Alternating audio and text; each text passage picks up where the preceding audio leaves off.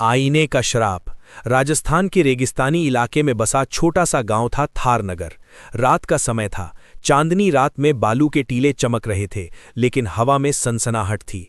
मंदिर की घंटी की आवाज दूर से आ रही थी। 15 साल की पतली सी लड़की मीरा हाथ में लालटेन लिए गांव की पुरानी हवेली से लौट रही थी।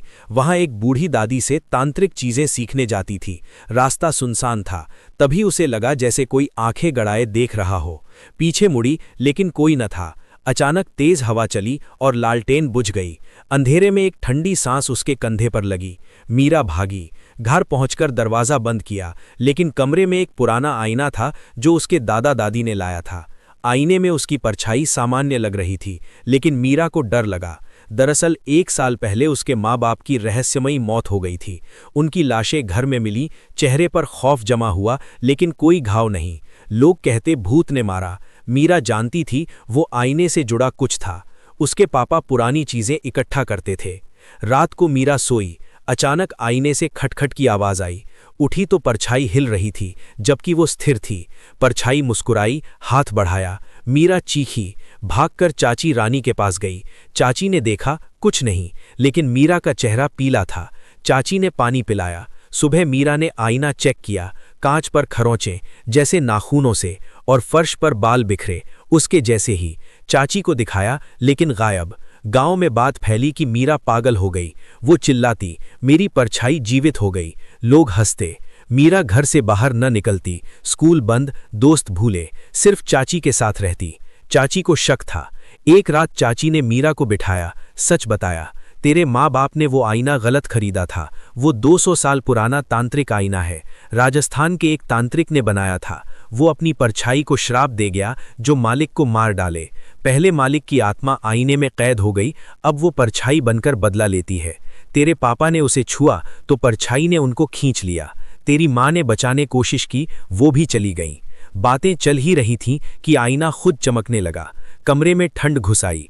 परछाइयां दीवारों पर नाचने लगीं।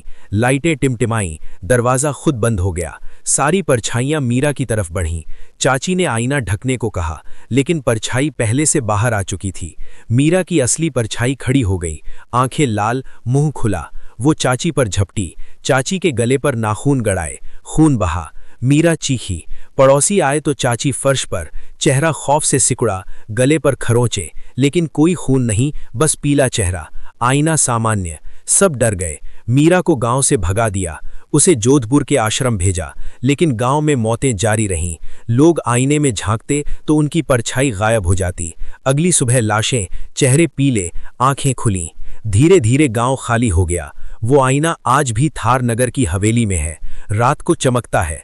कभी कभी रेगिस्तान में भटकते यात्री उसे देखते हैं, झांकते हैं तो उनकी परछाई हमेशा के लिए गायब। लेकिन असली कहानी यहीं खत्म नहीं होती। मीरा जोधपुर पहुंची। आश्रम में शांत रही, लेकिन एक रात आश्रम के गुरुजी ने उसे नया आईना दिया साफ करने को। मीरा ने छुआ। रात को सोई तो सपना आया। उसकी परछाई लौट आई, लेकिन इस बार मीरा की नहीं, चाची की। चाची की परछाई बोली, मैंने तुझे छोड़ा नहीं। वो तांत्रिक आईना मेरा था। मैंने तेरे माँ बाप को मारा, अब तू मेरी हो। मीरा भागी, लेकिन आश्रम के सारे आईनों से परछाइयां नाचने लगीं। गुरुजी आए, उनकी परछाई भी विद्रोही। सुबह आश्रम वाले मिले, मीरा गायब, सिर्फ आईना टूटा। उसके टुकड़ों में अनगिनत परछाइयां कैद। लेकिन रेगिस्तान में आज भी वो हवेली खड़ी है। रात को चमकती रोशनी दिखती है। यात्री आते हैं, लालच में आईना ले जाते हैं। अगले दिन उनकी लाशें, बिना परछाई के। मीरा की क्या हुई कोई नहीं जानता, लेकिन थारनगर के रेगिस्तान में परछाइयों की फौज भटकती है। वो किसी नए मालिक का इंतजार कर रही। झांकना मत, वरना तेरी परछाई तुझे मार डालेगी। कहानी अभी बाकी है। गांव छोड़ने वाले एक व्यापारी ने आईना खरीदा, शहर ले गया, अपनी दुकान सजाई। ग्राहक आए, एक लड़की ने झांका, उसकी परछाई मुस्कुराई। रात को घर लौटी, परछाई ने गला दबाया। सुबह लाश। व्यापारी डर गया, आईना बेच दिया। नया मालिक, एक अमीर सेठ, महल में लगाया। पार्टी में मेहमान झांके, एक एक कर परछाइयां गायब। लाशें बरामद। पुलिस ने जांच की, कोई सुराग नहीं। सेठ ने आईना तोड़ा, लेकिन टुकड़े जमा हो गए।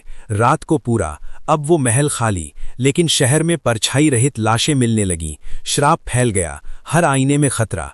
लोग कांच से दूर भागे, लेकिन रात को सपनों में परछाई लौटती है।